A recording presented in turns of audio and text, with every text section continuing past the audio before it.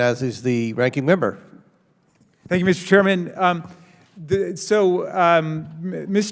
Frerichs, you said that ESG is data. And some people call it ESG, some people call it responsible investing, some people just call it exercise of fiduciary obligations. But in any event, you're saying what's under attack is data. How could more data hurt? More data cannot hurt. More data is what we need as investors to make good decisions. I liken this to these attacks of states that would prescribe asset managers or proxy advisors providing this data for us is to making us pick a fantasy football team without knowing the players' weights, their injury status, their track record. You can't make good decisions without useful, pertinent information. And that's what ESG is. Go into a time machine for a second, if you could. How does your job differ from someone who was the treasurer of Illinois 50 years ago?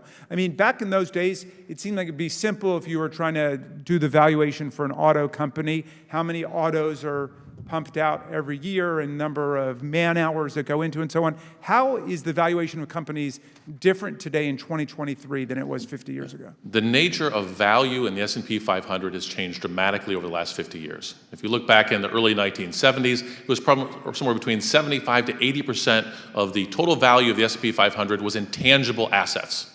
Things like cars, things like paper, things like pencils. And you could do an analysis, financial analysis, how many acres of forest you have under contract, and you could see how many cars and pencils you could produce, and you could reach a value. Today, the S&P 500 has about 80% of the value in things like brands, intellectual property. And those things are subject to different risks than those companies 50 years ago.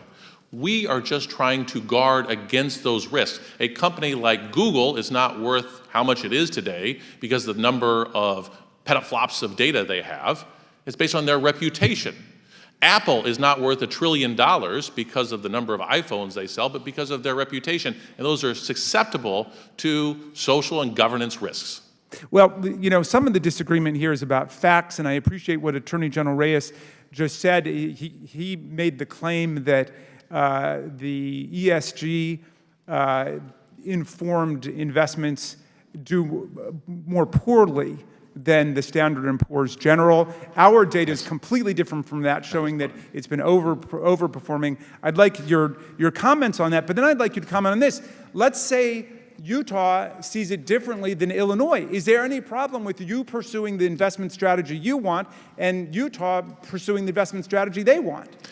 Investing is not easy. Some people want to put more work into it than others. If someone doesn't want to look at this data, that's fine. They have that freedom. Nothing in ESG prescribes that someone has to consider these sources. I would say they would be not fulfilling their fiduciary duty if they didn't, but they had that right to. And I would cite other studies like a New York study, Stern School of Business, a recent meta-study, which is a statistical analysis that combines the results of multiple academic studies. Looked at 245 individual studies on ESG and financial performance. The study found a positive relationship between ESG and financial performance for 58% of those studies. Only 8% showed a negative relationship. You can pick and choose. Any investment strategy will have quarters where it performs better than others. You can pick and choose, but over time, ESG has been a good set of data to help us make better investment decisions. And you make that judgment as a financial expert who has a fiduciary duty to everybody in Illinois, right? I have a fiduciary duty to the beneficiaries of those pension funds, the beneficiaries of those college savings funds. I don't have a fiduciary duty to the oil and gas industry. But you've got a fiduciary duty to maximize the returns, and what you're saying is you want more information. Like somebody says, this Purdue company just got 57% in the last quarter. Invest in Purdue.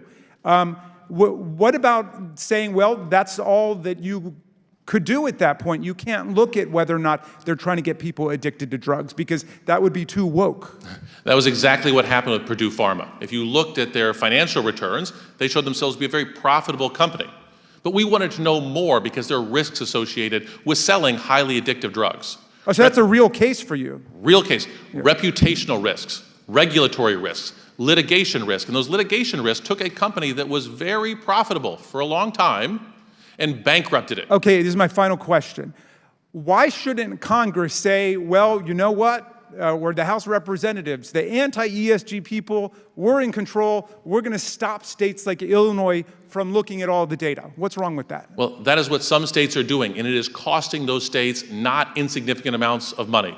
You pointed out some of those. The state of Indiana, their pension system said it's going to cost an additional $6.7 billion to comply with their anti-ESG law. The state of Kansas, it's about $3.6 billion. The state of Kentucky, the Kentucky pension system, said if forced to comply with their state's anti-ESG law, they would not be following their fiduciary. They would rather be broke than woke. I yield back to you, Mr. Chairman.